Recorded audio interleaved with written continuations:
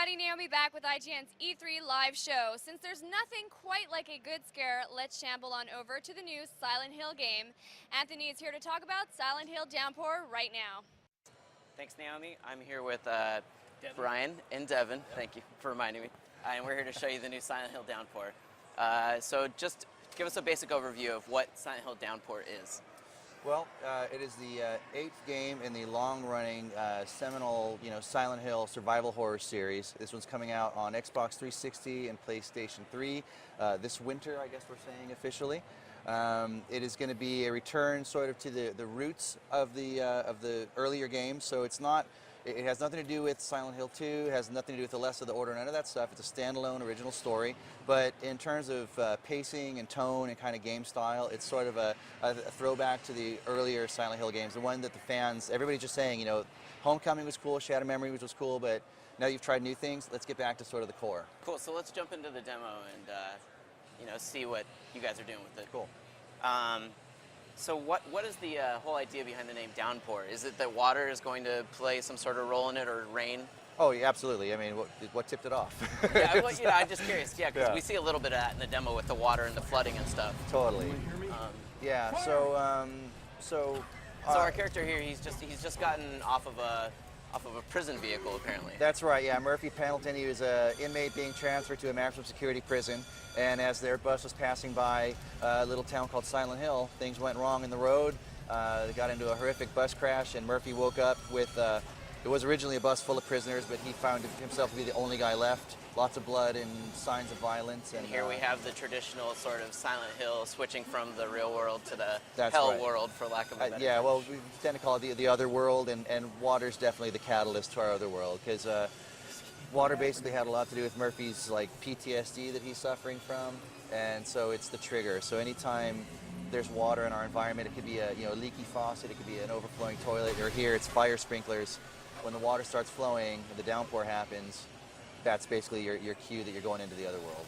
So why was it that Vatra wanted to take on the Silent Hill franchise? It's obviously a significant undertaking, and it's the 8th game in a long-standing franchise. We're masochists, we like to get the hateful mail from the fans and stuff going, don't screw it up, No, seriously, we wanted to do it because it is just the quintessential survival horror game. I mean, if you're going to do a survival horror game, you want to do a Silent Hill game. It is the best of the best, Okay, so what exactly does making a survival horror game mean to you guys? Like, I noticed when I played this demo the other day that obviously there aren't exactly monsters in it, but I didn't see any traditional sort of combat.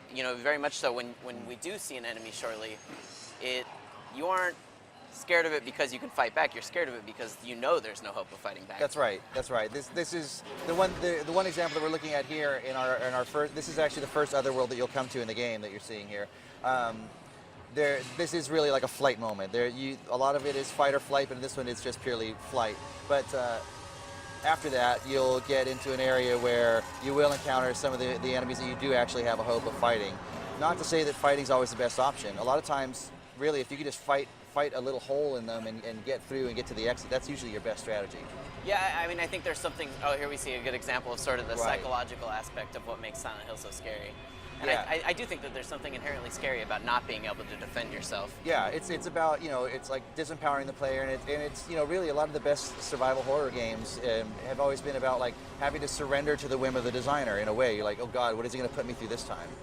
So, obviously there's a little bit of inspiration here from Silent Hill Shattered Memories with the whole running, looking behind you. Yeah. Is there any other sort of cues from Silent Hill games that you guys are taking and bringing into Downpour? All sorts, and I mean, I don't know if I could give you a shopping list saying, these are the 5 things we got, but really we looked at the entire series and we just kind of picked out our favorite things and said, well, hey, I think maybe we can interpret this in a new way or do this in a new way.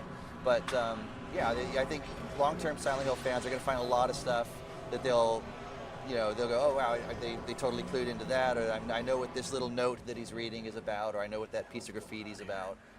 So, I mean, do you find it hard to, appease the fans? Is that sort of a challenging thing? I mean, obviously we see little, homages to the older games with the way camera angles shift and stuff like that, but it's clearly, it's its own game, obviously. Yeah, we're trying to make something that stands on its own, but, there's always there's room to do new stuff, and we're trying to do new things. We're trying to keep the old fans happy, but at the same time, we're trying to expand the audience as well. We want to bring in new people. Well, I like the demo so far, and I can't wait to see what you guys do with it in the future. So yeah, thanks so much for joining Cool. us. Thanks a lot. That was Silent Hill Downpour. Thanks so much for joining us. Back to you, Naomi. Awesome. Thanks a lot, guys. Now, during the last 3 days, we've seen some amazing stuff on the show floor. Things like Battlefield 3, Skyrim, and Sheep People. But be sure to check our archives on e3.ign.com. The show may be closing, but we're going to end it with something very special for you guys. Exclusive footage of Hitman Absolution. You won't find this anywhere else, so stay tuned.